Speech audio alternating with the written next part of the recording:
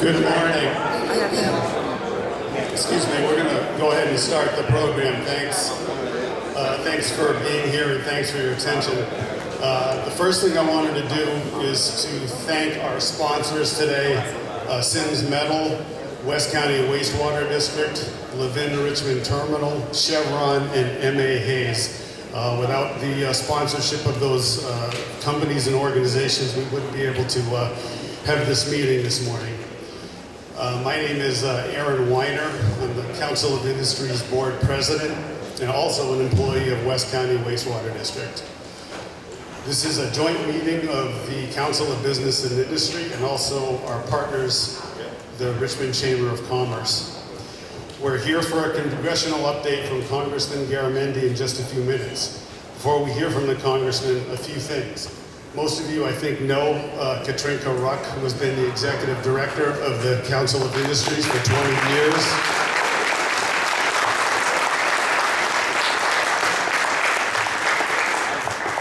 And I personally and professionally have had the great fortune of working with Katrinka with the Council of Industries for the second half of her tenure, and it's been an amazing education for me. Excuse me, so just like I said, she's retiring at the end of the year. Can't even read my own chicken scratch. No, I don't need help. Thank you, Katrinka, but I will miss you. In Katrinka's place, and she can't really be replaced, Raleigh Butler is taking over, and Raleigh is to my left. And you'll hear from Raleigh in just a minute or two. He's recently retired from over 40 years in banking, including, I think, 30 plus years with the Mechanics Bank. And Raleigh, in his tenure, has been a very strong advocate for business as well and has strong ties to the West County community. So I just wanted to say those few things, and now I'm going to hand it over to James Lee, who is the Executive Director of the Chamber of Commerce, Richmond Chamber of Commerce. And thank you. Katrinka, I just want to say we're going to miss you, but I'm sure you're going to be in the community. When I first came and was hired at the Chamber, you were very generous and kind, led me, taught me a lot about our community, so we're going to miss you very much. And Raleigh, we're looking forward to working with you as well, too. First of all, I want to recognize our new up-and-coming chair, Rich Dostad. I think he's here somewhere. So Rich, he'll be there. I also want to recognize our board. We have several of our board members here. With all the board members of the Chamber stand up, we want to say thank you for coming and supporting our community here, so thank you. We have a lot of things happening. I just want to announce one upcoming event that we're doing with actually partnering with the mayor's office. That is Best of Richmond.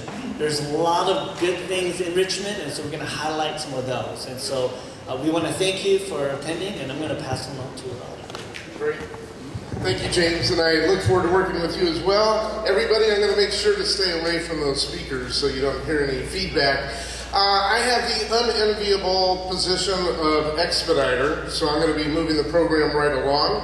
If you're on the COI board, I want to say thank you for being here, but I'm not going to introduce you or bring you up. And for our elected officials that are with us this morning,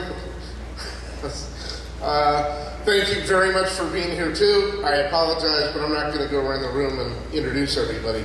I am going to introduce our Congressman, John Garamendi. And as John works his way up here, I just want to remind everyone how special it is to be able to get a member of Congress here. You know, there's 435 people in the Congress. We want to know how many of those 435 you know. And it's hard. Maybe that I want to know. Oh, no, it's not good. So John has a few presentations that he's going to start off with. I have those in my hand. We're going to move to those right away. You're going to keep the microphone away from the speakers, right? Absolutely. Okay, here we go. Thank you. So first up, it's going to be our retiree. Hi, everybody. The expediter's expediting this, but I do want to thank all of you. This is going to be the fun part. Then we're going to get to real serious work as soon as we finish this fun part of this. You ready? We are. Let's move over to that speaker so this thing will howl. So we have a retiring Katrinka. Katrinka, where are you? Come on. Who gave you permission to retire? Oh, we can't do that. Katrinka is retiring after I've not had the pleasure of working with you as long as I would like to. So your retirement has been canceled. Oh, you're still a I love you, Dan. Okay. Katrinka, you want me to read all this to you? Retirement from the Council of Business and Industries. Throughout your work on the East Bay, it's not only proven to be an effective leader, but also a pillar of strength for her community. Is there any disagreement here? No. You really have.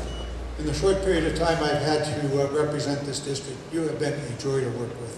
Congratulations. Thank you so much.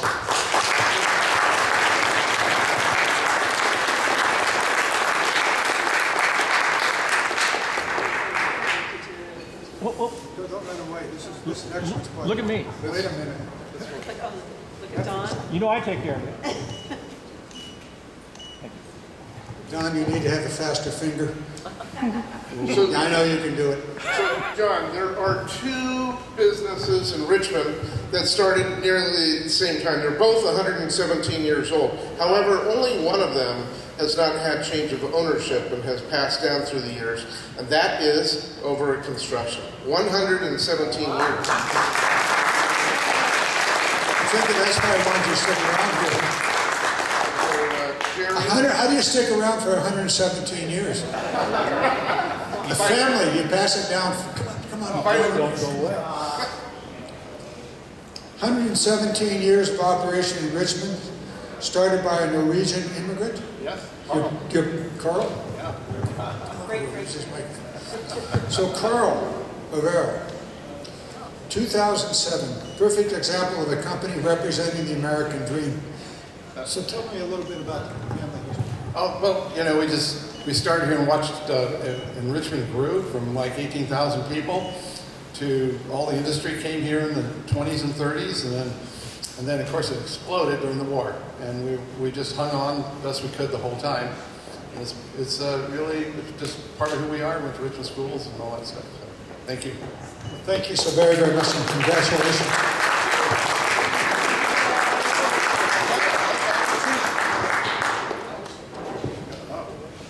After 117 years, you should know how to do this. You've done this.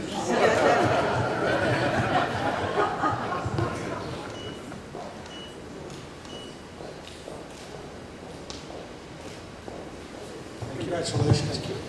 That's really, really cool. Next is Park Florist. They're 112 years in business. They're not able to be with us this morning, but John, we wanted you to know that they're here for 112. This is remarkable that a business would be able to go on, a florist business, 112 years. I got to meet these people. Good flowers. Okay, I assume all of you, you know, when you have some event going on and you need something in the center of the table. Park Forest, congratulations to them. Park Florist also built Christmas trees. And then finally, with 111 years of operation, is M.A. Hayes Insurance, John Zeisenhenne.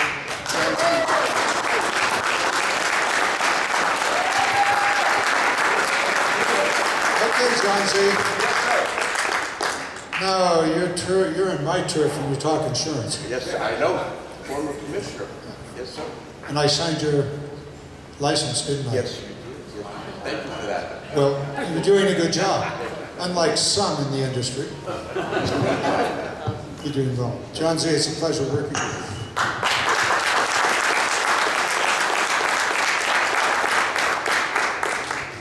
Congratulations, Sean. I gotta get my Christmas tie. Just I know everybody but me. So, John, I'm going to turn it over to you. Okay. For your comments. When you're ready for Q&A, I'll come back and join you. Don't go very far. I'm going to go very, very quick on this. About 11 months ago, The redistricting commission completed its work 2 years ago. The new district that I chose to run in, the 8th Congressional District. I wanted to be in this district because in this district it is the largest industrial zoned congressional district in the West Coast. Wow. Take a look, the 8th Congressional District, just think about this. It is all of this, Richmond. We just talked very, very quickly about the history of Richmond. And you go all the way up. All 5 of Northern California's oil refineries are here, and all of the ancillary businesses that come out of that industry in this area. We're still trying to count the number of ports that are in the district. Obviously, major ports, Richmond, and then you go on up, Benicia, and along the way you have all of the oil refinery ports and the like. It's an incredible district. It's also a district in transition. And over the years, it's been a district that's had significant issues, economic issues and the like.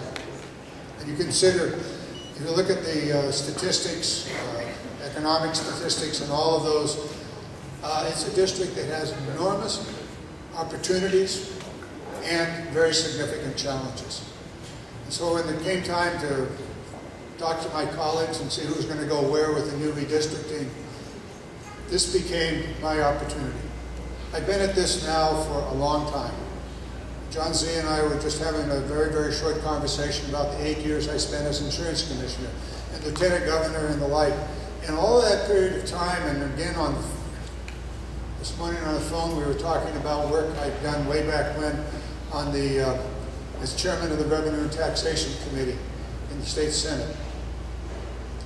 All of that experience, Department of Interior, working on the issues of endangered species and environmental issues of all kinds, all of that is in play in this district.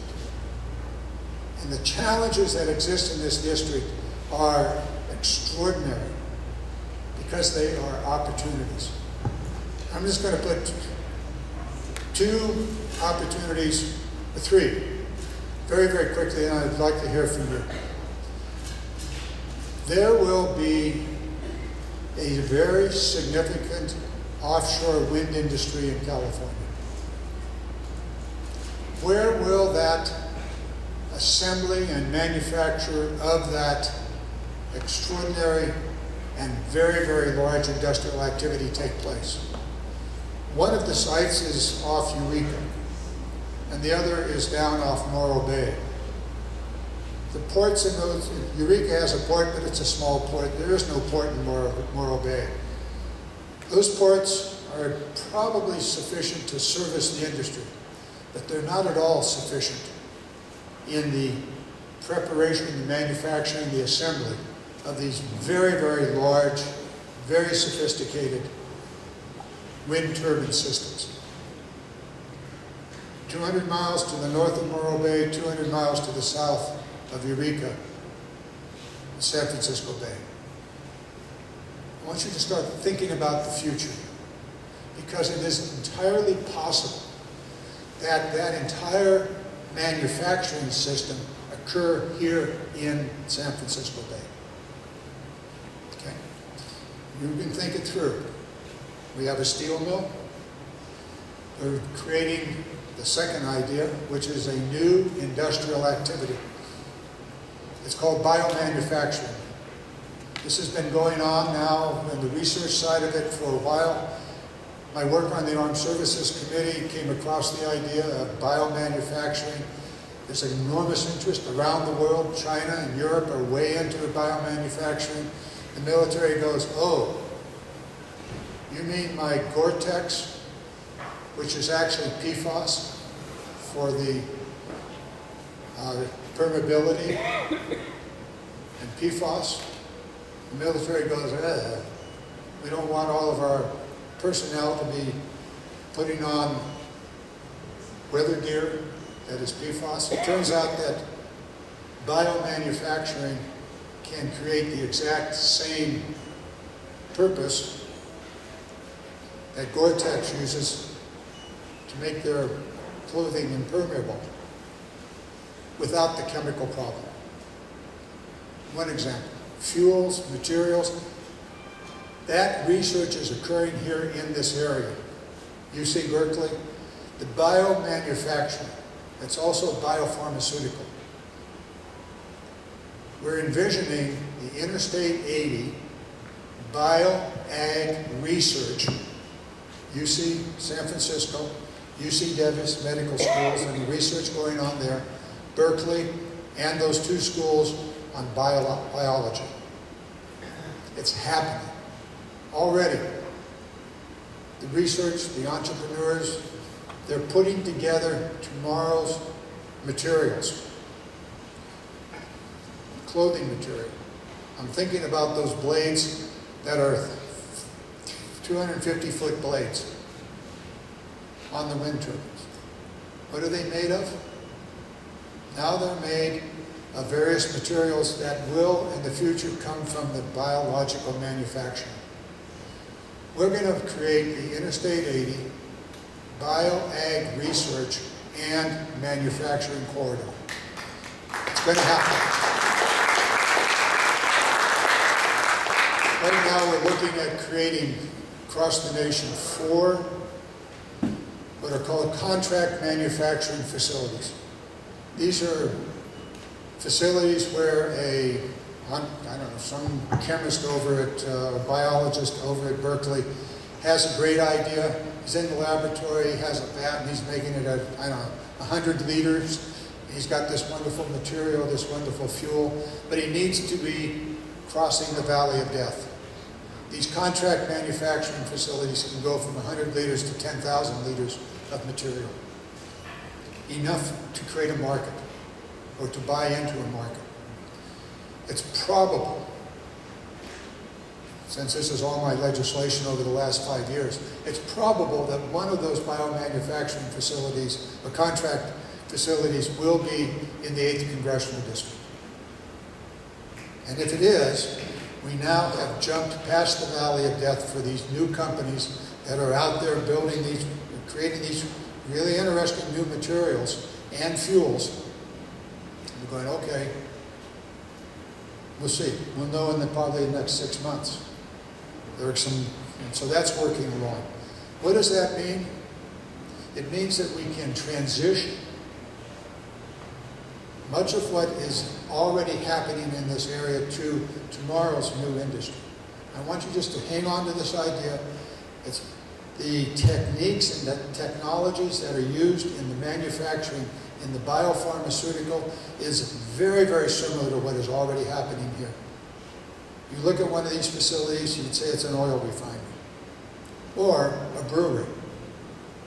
Fascinating. The third point is that the biomanufacturing relies on agriculture for the feedstock.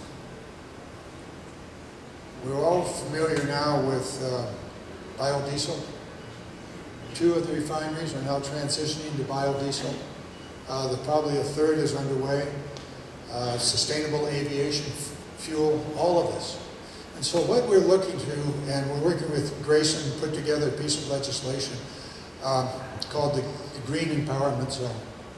And that's to support, for the state to support transitioning. So we're looking at this incredible skill set, the incredible industrial activity that is already in place, and looking how do we transition? How do we move to deal with the climate crisis? How can it be done? And I'm telling you, it is entirely possible. The final point I want to make to all of you is that in the last Congress, the first 2 years of the Biden administration, the most important legislation for industrial policy, perhaps since World War II, was passed. 3 different pieces of legislation. First, the infrastructure bill, and that covers every conceivable kind of infrastructure. You know, from a sanitation facility to an electrical grid system, so you name it. water, streets, transit, on and on and on. That's the infrastructure, that's the foundation. And then the Inflation Reduction Act. And that one deals with the new energy systems for tomorrow. Those are the renewable energy systems. Every kind of thing, and that takes us right back to the biomanufacturing. That takes us to hydrogen. That takes us to batteries. That takes us to the electric vehicle systems. Instead of 2 charging stations out here, there's probably going to be a dozen charging stations out there. The third piece, not really talked about much, is the largest research agenda ever in America's history. And it covers everything from pharmaceuticals to energy and everything in between. And out of that research will come new ideas and new opportunities. So if we can do this, taking advantage of the extraordinary industrial base that exists in this area, it's almost entirely in Contra Costa County. There's some over in Alameda, but basically this area has this incredible opportunity to transition its industry into tomorrow's opportunities. As we must deal with climate change, we look at the refineries and say, well, one opportunity is simply shut them down. Stop it. Bad choice. Bad choice, because already we're seeing the transition. And so the opportunity exists, and that's why I wanted to talk to all of you today.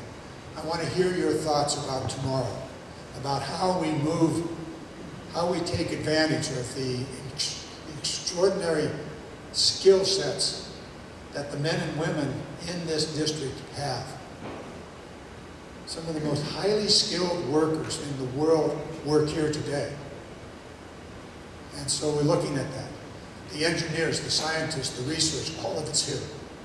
So that's my message. And I want to hear from you. I want to hear your dreams. I want to hear what you have in mind and what you think we can do. My task is to bring all of this home. So, there you go. Very good.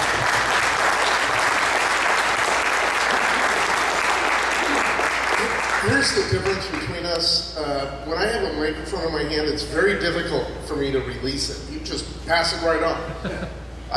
Well, given your capabilities and that, I do so. There's something I would never give the microphone. Oh, very good. Thank you. So, everybody, as you formulate your questions, I want to take just a moment to thank Kevin and Barbara Brown, R&B Sellers, the Liberty Stop Fire Company, as our host. They are hosting more and more of the events in the town, and they pull it off very, very well. I do want to remind you that these barrels around here are actually full of wine, so don't play with them, don't drink into them, and they are heavy. John, on behalf of industry, just before we take it over to questions, I just want to give you just a very short perspective. You know, industry gets blamed for a lot around energy and saying that you didn't develop energy and you still rely on fossil fuels and you still produce fossil fuels. In the reality, industry responds to the government and to the people of the United States, and they produce whatever the country is requesting, right? Just look out the window, the Red Oak Victory. Here in Richmond, we were producing, at our heyday, 1 Liberty ship a day hit the water. So we responded, and industry has met those needs. But I've got to tell you, it takes the resources of the United States government to be able to do something as large as an energy shift. We can't do it ourselves. We're happy to be the proponents of it and to make it work, but the resources of the government, and I appreciate everything you're doing for us and bringing those. Those blades, by the way, that he's talking about, would run the length of this building. They're enormous. Okay, so let's take your questions.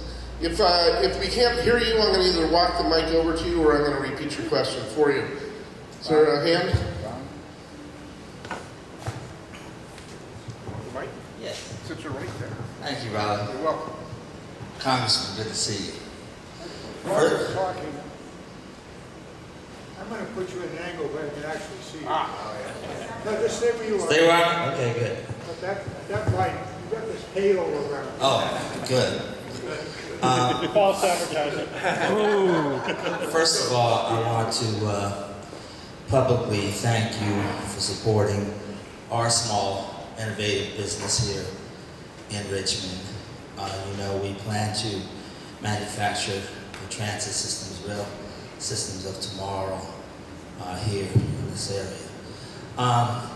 Thanks to you and Congressman Gosney, you made sure that there was language in the infrastructure bill to support transit innovation.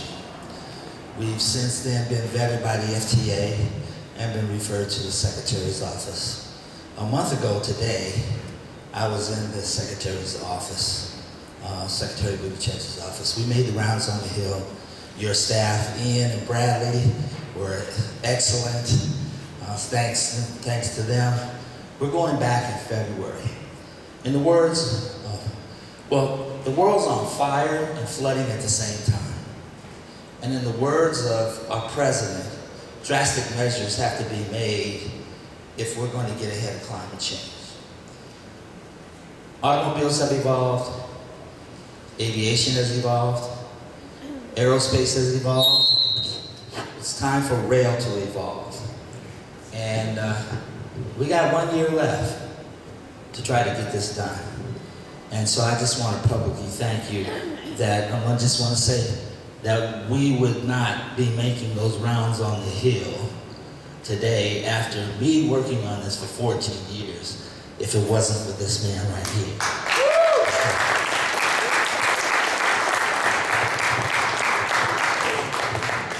But that's one of the things that's so exciting about this area is that there's a very unique combination that's occurring right here. And that is the innovation, your system, for example, and then we talked earlier about the biomanufacturing, biotech, and the opportunity actually to take all of that into and make it. And one of the things in all of this, there's almost $1.5 trillion that's going to be available across the United States in this transition. Transportation is one piece of it, energy systems and the like, the other piece of it. It is the combination of innovation, research, and then making it. The Make It in America agenda is built into all of this. All of that $1.5 trillion. And that does not count the annual $850 billion military appropriation. What we've done, I've been at this particular thing 30 years now, is to create policies that bring the manufacturing home. So you take the research, you take the innovation, and then you make it in America, and that creates the economy. And so that's the whole strategy here. Next question. Wow. You're going to let me continue talking? Right here. You just, don't ever ignore me. Thank you. I wanted to thank you. I don't have a question, I have a comment. And that is that, we all represent different cities, different parts of the region. And I wanted to thank you for helping us attain our goals on a regional level. This BioAg I-80 initiative, it's going to help all of us individually in our cities, but we really have to think regionally if we're going to succeed. So I wanted to thank you for that. So, Congressman, when we talk to business and manufacturers in the Bay Area for exports, our manufacturing base constantly says, well, our price of electricity is very expensive, very difficult to make a profit making something here. How is renewable energy in your estimate, and perhaps even these green fuels, going to get us there so that it's cheap enough to manufacture in California? Well, let's start with the fact is California is a high-cost state. If you're looking for the lowest cost, you're not going to find it in California. Although our energy, compared to some other places in the United States, is comparable and in some cases cheaper. What's happening already in California is a dramatic change in the sources of energy.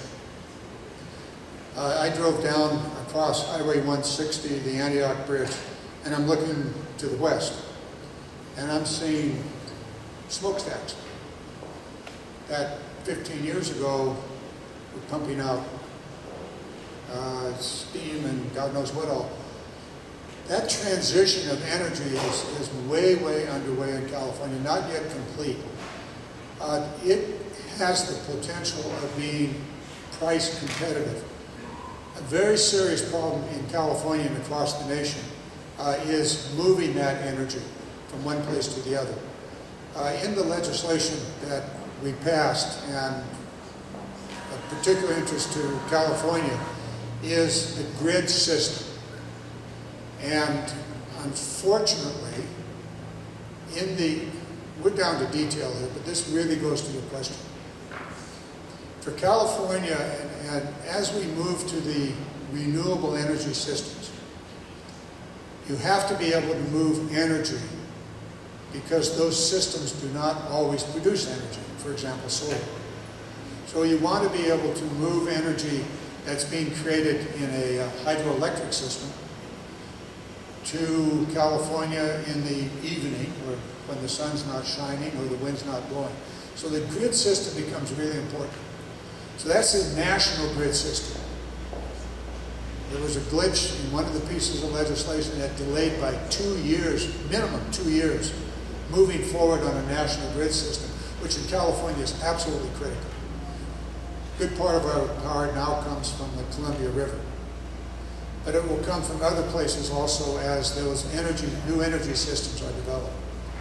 So that allows us to bring in cheaper energy when it's available and to have 24-hour systems available to us. Critically important. The other part is the local grid system. Major challenge. Major challenge. Any of you trying to hook up a solar electric charging station? Yeah. The Northern California grid system is not functioning well. That's PG&E. That's a major challenge. For all of this, there are projects, and maybe one or more of you in this room know this personally in your business, that are delayed because they cannot get PG&E to give them the energy. Now, 11 months ago, I represented most of Vacaville, which is one of the hot spots for this pharmaceutical business. 2 new companies wanted to build a major new biopharmaceutical, simply are not going to happen for 5 years. PG&E is unable to get them the power. So this is a fundamental problem that exists in Northern California, and it has to be dealt with. Part of that is the CPUC, some of it is state policy, some of it's national policy. But on the national policy side, what we did with the legislation from the last Congress, that's a year ago, 2 years ago, is that we put the money, but we don't do it. It's going to get done locally, but the money is there. And so, very, very fundamental challenge. There's some interesting concepts going on. How do you connect? Some private grid systems are being developed here in this area. Some of you may be involved in that, but therein lies. It may, even if it's expensive, you may not be able to get it. And that is a fundamental problem that has to be dealt with. Next question. Hi, my name is Ardo Ritzila from the Hilltop area. My question is, California is one of the last strongholds for unions. People come here to work union jobs. I've worked in the unions my entire life. I've worked for Overaa. My question is, how can you guarantee that there'll be union jobs? I heard jobs, but I didn't hear the word union. Therein lies one of the real opportunities. Again, 2 things. There is in Contra Costa County, and particularly in the energy sector of country custom. And there's a long, long tradition, a very powerful and, in my view, a correct tradition of union. There's two pieces here that are that I would use to answer your question. First of all, the unions in this area are the principal training systems, the unions themselves. You know, okay, the sheet metal workers, the steam fitters, operating engineers, on and on. Virtually every union, including the fire departments, which I'll be meeting with shortly, have a training program underway. And so to be successful, you have to have a highly skilled workforce. It turns out the unions are creating that highly skilled workforce. That is augmented by the federal legislation for energy systems. Most of these are federal tax credit systems, production tax credits and the like. There are different variations on it. For example, if you're going to a solar system, a large one, say for an industrial operation, there's a 35% production tax credit if you have that as a solar, or hydrogen, for example. There's an additional 15% tax credit if there is a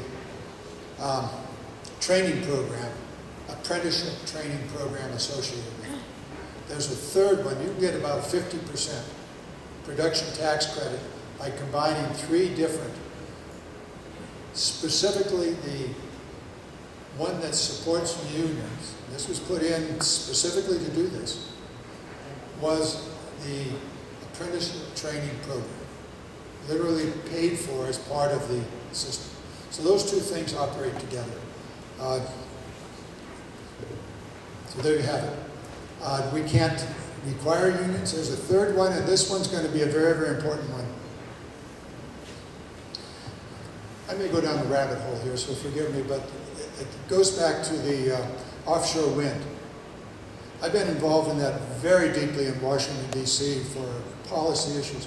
I'm on the Coast Guard Maritime Subcommittee of the Transportation Infrastructure Committee, been there 13 years, and pushing the maritime industry, the Jones Act, the maritime industry and the like. The offshore wind industry in America starts in Massachusetts and now moving down the East Coast. Unfortunately for America, and this is on the Make It in America agenda, is that the wind industry is essentially a Chinese industry or a European industry. There is no real base in America. And so what we tried to do with legislation, 4 words actually, that I wrote into the Coast Guard law 3 years ago. The Outer Continental Shelf is Jones Act, meaning that work on the Outer Continental Shelf will be done by American vessels, American crews. Now, we ran into a problem of interpretation. Like I said, this is a rabbit hole. Going to be very, very important here. An interpretation of those 4 words. The door was opened and the European companies moved through despite the underlying law and established themselves. So that onshore there was a project labor agreement onshore, but not offshore. So all of the maritime industry was excluded from the opportunities of erecting the towers and servicing the towers going forward. Here in California, we're now working to make sure that doesn't happen. That if we're going to build these extraordinarily important offshore wind systems, that it's going to be done in America. American steel, American products, American turbines, on and on and on. And using a project labor agreement, which has already been put in place for expanding the port in Eureka. We can then make sure that these are highly skilled, highly paid jobs for American workers making the systems. So we're working on that strategy now, and that'll play out here in this area. For example, there's every reason in the world that the steel mill in Pittsburgh could and should produce the steel for the tower itself. And here on the West Coast, it won't only be a tower. East Coast, the tower is stuck on the ground. Here it'll be a floating tower. So who is going to build the float system, which is some sort of a barge, or some mechanism upon which a 700-800 foot tower will rest? Where would that be? Where would that steel be rolled? I got a steel mill in my district, folks. Can it be done here? And the answer is yes, it could. So you bring the ingots from wherever, and then you manufacture that steel here for that entire system. So begin to think about how it all fits together. And that steel mill is a union job. All right, John, next question. John? Good morning, sir. Look who's here. Buenos dias. I actually want to take us on a different path because you mentioned science. Buenos dias, everyone. Cheryl said it. I know we've been talking about climate and we've been talking about environment, but as we go into the winter season and we go into, we've spent the last few years dealing with like the pandemic and all of these things. And here in this part of the county, especially West County, we find ourselves with this, this healthcare desert. And I know you mentioned the CHIPS and Science Act as one of the historic things. And so I really wanted to see if, I wanted to give you an opportunity to talk about that it's not just about technology, but it's about mental health, veterans' health, and healthcare, period. And because we found ourselves in the pandemic, years before that, we focused so much on technology that we neglected true science. And as a scientist, my heart was full that you and many of the other representatives really got back to really focusing on science. So I wanted you to maybe talk to the group about how the CHIPS and Science Act really is getting more trained scientists and healthcare professionals, and how that would benefit especially West County, because we don't have the type of medical facilities that we really desire. Thank you. One thing I can always count on is Cheryl challenging me. Cheryl, thank you so very much. You really raised two very central issues. One is the research agenda. This area has the greatest research organizations really in the entire world. UC Berkeley on a whole host of issues from energy to biology and chemistry and nuclear and on and on. And UC San Francisco on the pure medical side of it. UC Davis the same. And so the legislation does produce the largest amount of money ever for research. One of the things that is, I guess I get to play with a lot or work with a lot, is the Department of Defense. The Department of Defense prior to this legislation was arguably the second largest research organization in the United States in everything, and a lot of it medical, and increasingly mental health. So we have in the Department of Defense a major mental health organization or effort underway to understand it. There's also a fascinating combination here of private organizations. One of the wineries, I was looking here, maybe the Staglins have a winery up in Napa Valley.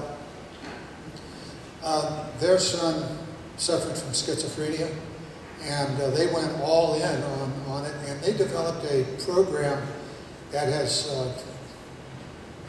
really fascinating. They spent 20 years raising probably several tens of millions of dollars for research, mental health research. And then they figured out that they couldn't get it all done, but they noticed that research is going on around the world. And so they developed what is known as the One Health Organization. And this is which is now in place, where the American researchers on mental health must work together, sharing their information. And so in that way, you're putting together everybody's best research, and because together they'll get more likely to get it done. And so a shout out to a family that had the money, had the wherewithal, and then saw that get more done. The second part of your question is the research agenda itself, beyond that, the CHIPS Act. CHIPS Act is going to play out in this area in a really a different way. Years ago, we used to manufacture these circuits here in the Silicon Valley. That's why it was called Silicon Valley. We don't do it here. Most of that is going to be done elsewhere. But the government is investing mega dollars to bring back to the United States the manufacturing of these electronic circuit systems. And it's going to be very, very important for every reason. That's one piece of it. And the rest of it will be done here. It's part of the Make It in America agenda. And I would urge you to just keep this in mind. I got into a major fight with the European Union on this a year ago. When we pushed forward the Buy America, Make It in America agenda, part of it was this wind turbine industry, but beyond that, we were applying it to the American military equipment. That it should be made in America, the ships and the like. And they said, oh, no, we're your allies and we can do it. And I said, your major ally, the United States, if it does not have an industrial base, you have a very weak ally. If we rebuild our American industrial base in all of the various sectors, then you will have a very strong ally and you will have a very, very good marketplace to sell your stuff. But if we continued on the path we were on 4 or 5 years ago, America's economic strength would wane and Europeans' involvement and opportunities here would be significantly less. That's actually playing out now. And so, I don't want to dwell much more on John, that. we've got time for 2 more questions. There's one over here and one in the center. Good morning, sir. My name is Scott Humphrey. I'm the Executive Director of the Marine Exchange here in the San Francisco Bay region, and I'd like to announce that we are the oldest business in the state of California. We started in 1849. Thank you. I thank you for your question about interconnectivity because interconnectivity is something that is missing in our maritime infrastructure. We at the Marine Exchange are the center of maritime data collection and dissemination in a region. And there are all sorts of new technologies around the world, including new standards set by the International Maritime Organization to interconnect our maritime infrastructure. And it is not happening yet. We want it to happen here in the Bay Area. I believe that we at the Marine Exchange would probably be the right place to make it happen. So I'm not sure it's as much a question as a plug to say, please, whatever you can do, push this. The second thing I want to say is how I know you're serious is that you are the only congressman that I have ever seen twice in person in as many weeks or months. I met you next door at the port when you were speaking to a group that I'm a part of, the Bay Area Working Waterfront Coalition, and I really appreciate your support of that and getting good American Bay Area jobs working on our waterfront. I'm going to ask you a question, and because I think I may know the answer, but I want you. The Marine Exchange. Tell us in just a few moments exactly what you do. That is a very good question.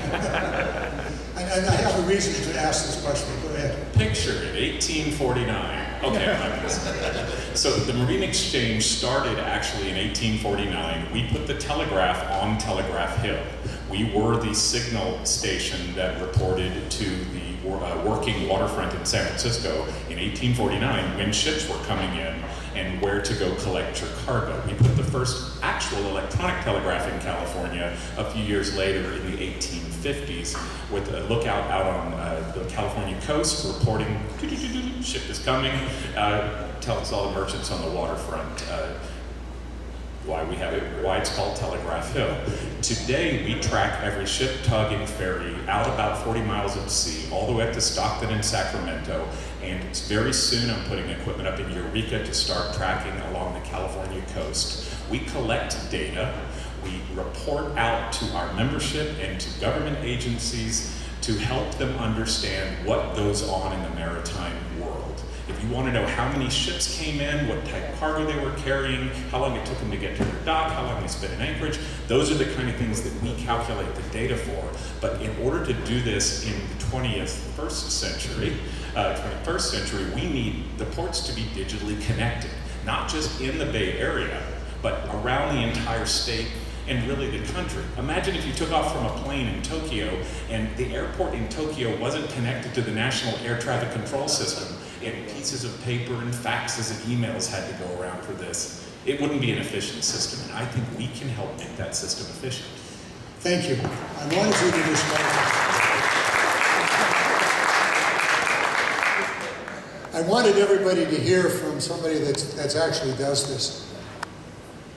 Now, I want you to imagine if the Chinese Communist Party, People's Liberation Army, was able to control all of that information. That they knew every ship at sea, if they knew what was in every cargo container, if they knew that a ship was leaving MODCO, that is the Army, the Department of Defense's principal West Coast location for the transport of munitions. So every munition that leaves the West Coast goes out of MODCO over on the other side of this hill. What if the Chinese government knew all of that? Okay? It turns out that they do know. They have an organization that does precisely what you want to do, and they are building a system universal.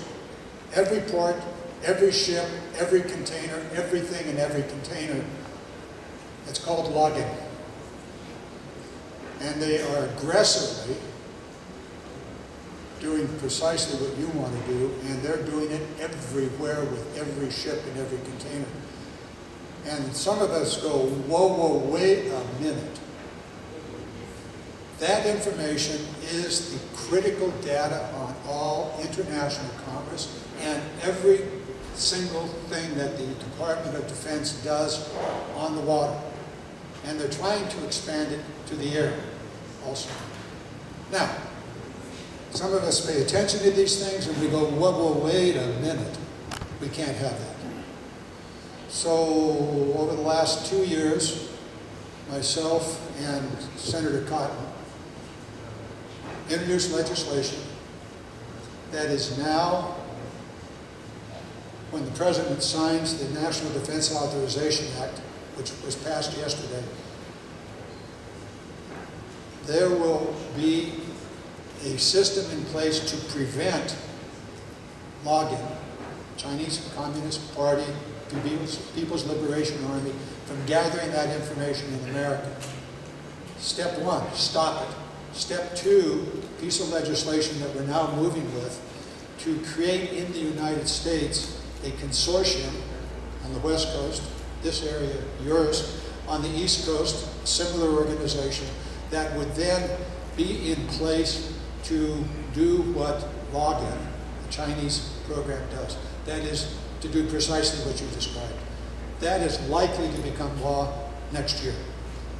And that'll create an American-based organization, and we'll put in place the necessary safeguards so that that information is properly assembled and used. The little details mean a lot in life. And so, we stumbled across this, part of the maritime.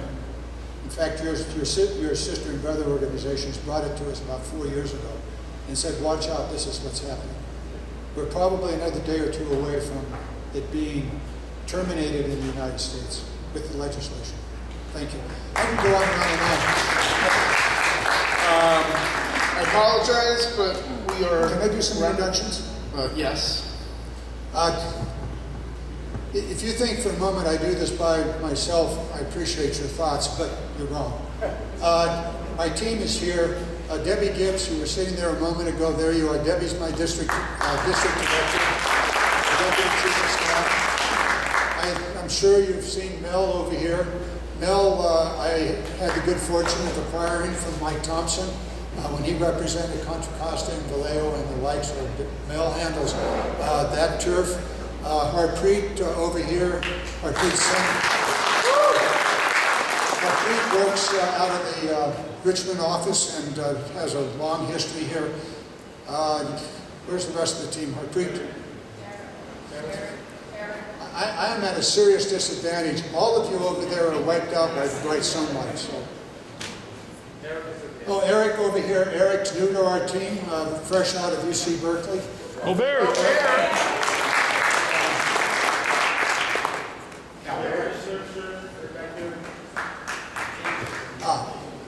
Okay, those are the folks you got to get to know. They're the communication, they're in the district, they're working diligently day after day, they're available all of the time, and so am I, so feed it through them. Many of you have my personal cell phone. Use it when necessary or unnecessary as you decide. Always good to hear from you. I am just downright excited about this district. I really am. I'm looking and I'm going, oh my God, we can do it here. Thank you.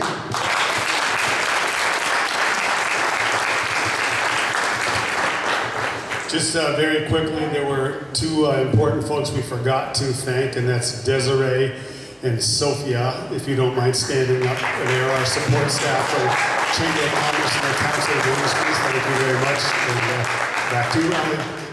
We have one